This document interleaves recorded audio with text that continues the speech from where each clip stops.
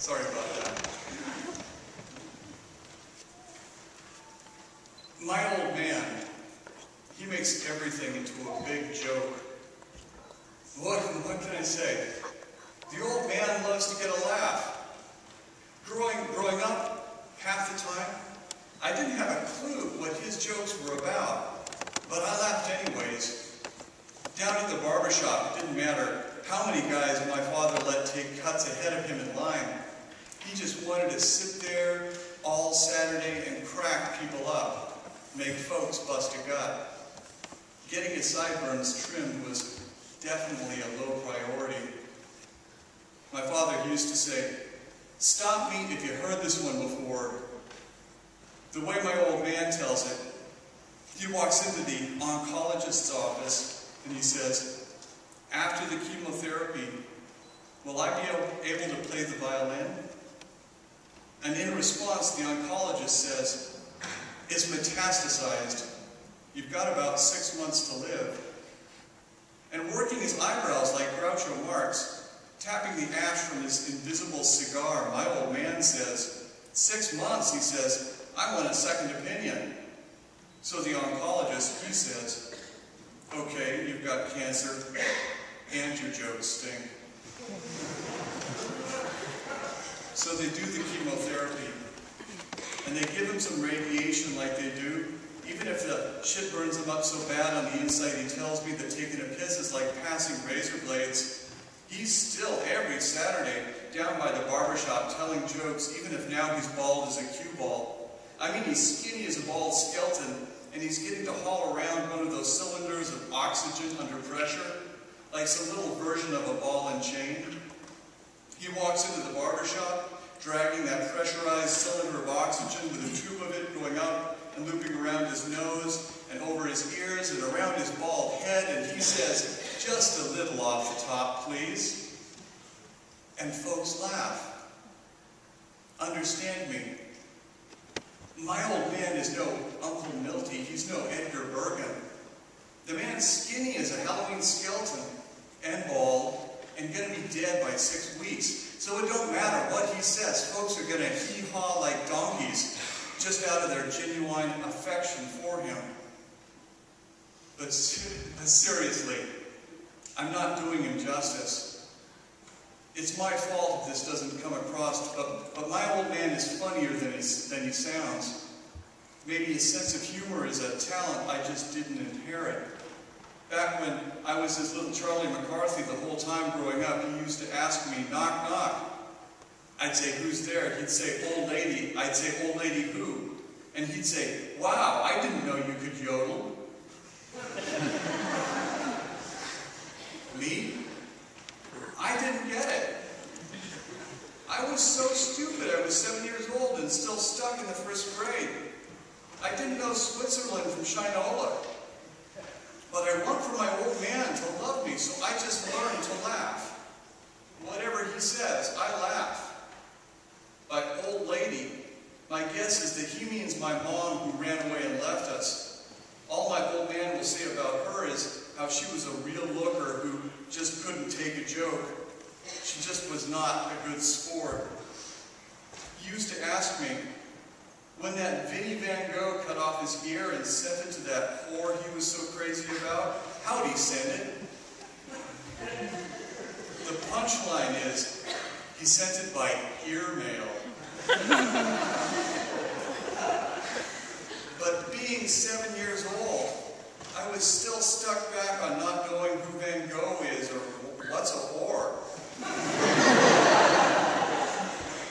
And nothing kills a joke faster than asking my old man to explain himself. So when my old man says, "What do you get when you cross a pig with Count Dracula?" I knew to never ask, "What's a Count Dracula?" I would just get a big laugh ready for when he tells me, "A hampire." And when he says, "Knock, knock," and I say, "Who's there?" and he says, "Radio," and I say, "Radio who?" and he's already started to bust a gut when he says, "Radio not, I'm going to come in your mouth."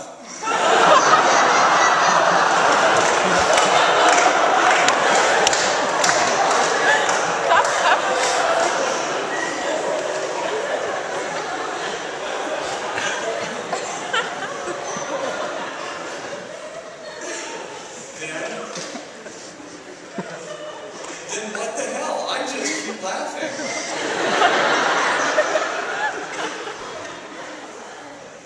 For my whole growing up, I figure I'm just too ignorant to appreciate a really good joke.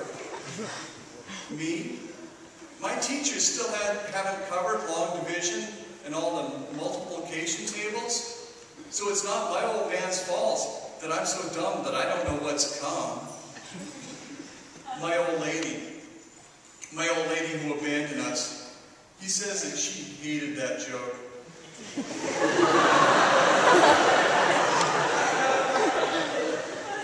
So maybe I just inherited her lack of humor. But love. I mean, you have to love your old man. I mean, after you're born, it's not like you get a choice. Nobody wants to see their old man breathing out of some tank and going into the hospital to die sky high on morphine, and he's not eating a bite of that red-flavored Jell-O they serve for dinner. Stop me if I already told you this one, but my old man gets that prostate cancer that's not even like cancer because it takes 20, 30 years before we even know that he's so sick. And the next thing I know is I'm trying to remember all the stuff that he's ever taught me. Like, if you spray some WD-40 on the shovel blade before you dig a hole, the digging will go a lot easier. And he taught me how to tie a shoelace and how to make a foul shot in basketball. And he taught me jokes. He taught me lots and lots of jokes.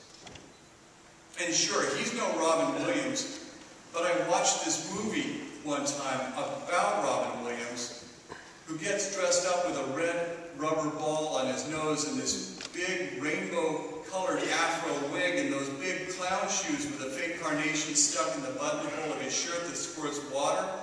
And the guy's a hotshot doctor who makes these little kids with cancer laugh so hard that they stop dying. Understand me, these bald kid skeletons who look lots more way off worse than my old man. It's amazing, but they get healthy. And that whole movie is based on a true story. What I mean is, we all know that laughter is the best medicine. All the time being stuck in the hospital waiting room, I read every copy of Reader's Digest. And we've all heard that true story about the guy with the brain tumor, the brain cancer the size of a grapefruit inside of his skull, and he's about to croak, and all the doctors and priests and experts say that he's a goner. Only he forces himself to watch non-stop movies about the Three Stooges. This stage 4 cancer guy forces himself to laugh non-stop at Abbott and Costello and Laurel and Hardy and those Marx Brothers. And he gets healed by all the endorphins and the oxygenated blood. So I figure, what have I got to lose? All I need to do is remember some of my old man's favorite gags and to get him started back laughing on the road to recovery. I figure, what could it hurt? So this grown-up son walks into his father's hospice room, pulls up a chair beside the bed and sits down.